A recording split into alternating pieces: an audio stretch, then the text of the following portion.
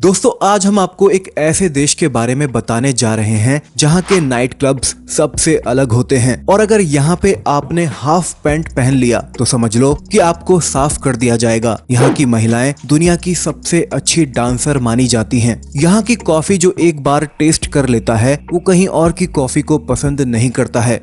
भाई ये देश जवानों का है और यहाँ 65 साल से ज्यादा की आबादी केवल 2% ही है। दोस्तों आज हम आपको अफ्रीका के एक बहुत ही शानदार देश युगांडा के बारे में ऐसे फैक्ट्स बताएंगे जिन्हें सुनने के बाद आपको मजा आ जाएगा। वीडियो को आप एकदम अंत तक जरूर देखना। दोस्तों इस देश की आबादी 4.2 करोड़ के आसपास है और सबसे ज्यादा आबादी के मामले में ये दुनिया का 31वां सबसे बड़ा देश है। युगांडा 1,99,810 स्क्वायर किलोमीटर में फैला हुआ है, जिसकी कुल आबादी का 25% हिस्सा शहरों में तो 75% लोग गाँव में रहते हैं। इस देश में एक बहुत ही खास बात है और वो ये है कि यहाँ पर जब भी कोई नया घर बनता है तब महिलाएं उस घर की दीवारों को तैयार करती हैं, वहीं जो पुरुष होते हैं वो छत तैयार करते हैं। आपको इस देश में 80% घर मिट्टी के बने हुए नजर आएंगे क्योंकि यहाँ की 75% आबादी गांव में रहती है और मिट्टी का घर इसीलिए बनाते हैं क्योंकि यहाँ भीषण गर्मी पड़ती है और ये मिट्टी के घर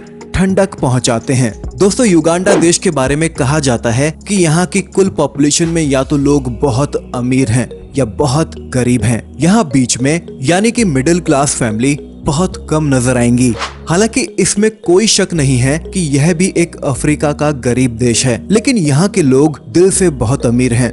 दोस्तों युगांडा में ना तो लड़कियां अपने पैर दिखा सकती हैं और ना ही लड़के। जी हाँ, यहाँ पे अगर आप एक टूरिस्ट हैं तो एक पल के लिए आप बच जाएंगे, लेकिन जो लोग लोकल के हैं और उन्होंने अगर इस तरह की हरकत की और हाफ पैंट पहनकर बाहर निकले तो भाई उनकी अच्छे से खातिरदारी होती है। युगांडा के लोगों का मेन सोर्स ऑफ इनकम खेती है। यहाँ पे सबसे ज्यादा खेती कॉफी की जाती है और इस देश से कॉफी को कई बड़े बड़े देशों में एक्सपोर्ट किया जाता है, जैसे कि अमेरिका और स्विट्जरलैंड। अगर आप इस देश की कॉफी को एक बार पी लेंगे तो आपको कहीं और की कॉफी पसंद ही नहीं आएगी। वैसे दोस्तों आपको बता दें कि युगांडा और भारत के बीच में एक समय बहुत नजदीकियां थी। 1972 से पहले तक युगांडा में भारतीय मूल के बहुत सारे लोग रहा करते थे, लेकिन 19वीं सदी में कुछ ऐसा हुआ कि यहाँ जबरन लोगों को देश छोड़ने का आदेश दे दिया गया और उसके बाद दूरियां बढ़ती ही चली गई। हालांकि अभी भी यहाँ पे एशियन लोगों की कमी नहीं है, लेकिन भारत के लोगों की तादाद यहाँ बहुत कम हो गई है।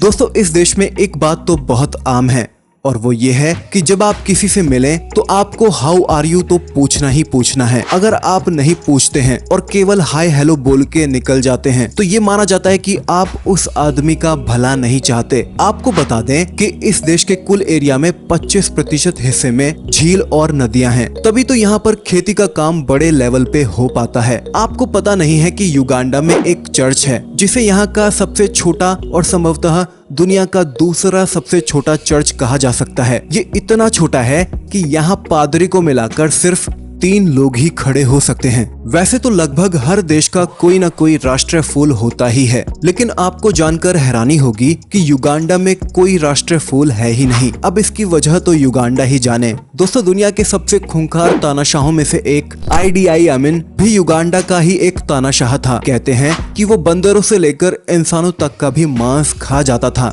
एक अनुमान के मुताबिक उसके शासनकाल में 1 लाख से 5 लाख के बीच लोग बेरहमी से मार डाले गए थे। दोस्तों आपको बता दें कि इस देश की आधी आबादी 14 साल से कम उम्र की है, जो इसे दुनिया के सबसे युवा देशों में से एक बनाती है। यहाँ पर सिर्फ 2% से ज्यादा ही लोग ऐसे हैं जो कि 65 साल या उससे ज्यादा उम्र के हैं। अगर आप युगांडा घूमने की प्लानिंग कर रहे हैं तो एक बात याद रखिएगा कि युगांडा के माउंटेन गोरिल्ला दुनिया भर के पर्यटकों के लिए एक प्रमुख आकर्षण है। युगांडा देश की राजधानी यहाँ का सबसे बड़ा शहर है और यहाँ की लाइफस्टाइल भी बहुत अलग है। देश की जनसंख्या का तकरीबन 20% हिस्सा इसी शहर में रहता है। कहा जाता है कि यहाँ पर रात के समय आपको सबसे ज्यादा टूरिस्ट नजर आते हैं। यहाँ के नाइट क्लब्स बहुत पॉपुलर हैं, जहाँ आप डांस कर सकते हैं, मस्ती कर सकते हैं। दोस्तों आपको पता है कि युगांडा दुनिया के सबसे गरीब और सबसे कम विकसित देशों में से एक है, तभी तो यहाँ की 75% आबादी गांव में ही रहती है और जैसे तैसे अपना गुजारा करती है। यहाँ 20% लोग ऐसे हैं जो महज एक टाइम का ही खाना खा पाते हैं। लेकिन जब बात आती है शराब पीने की, तो शराब की यहाँ कोई कमी नहीं है, क्योंकि यहाँ ऑन एन एवरेज एक इंसान हर साल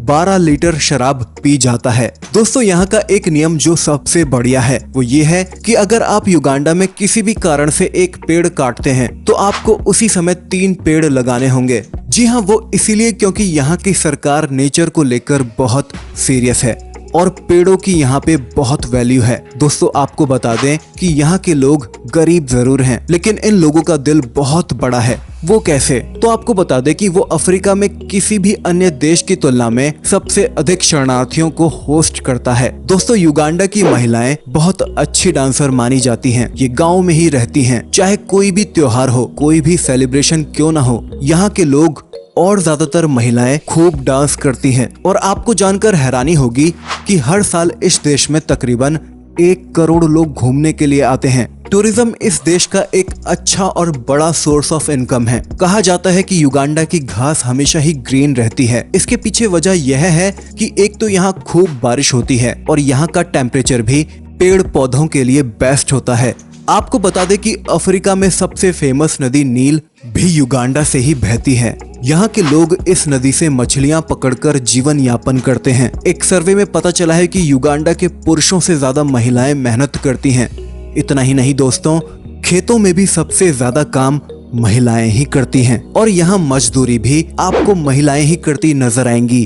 तो दोस्तों, ये था युगांडा। कैसा लगा आपको कमेंट करके जरूर बताएं। वीडियो अच्छी लगी हो तो लाइक कीजिए और अगर नए हो तो हमारे चैनल को सब्सक्राइब जरूर से कीजिए।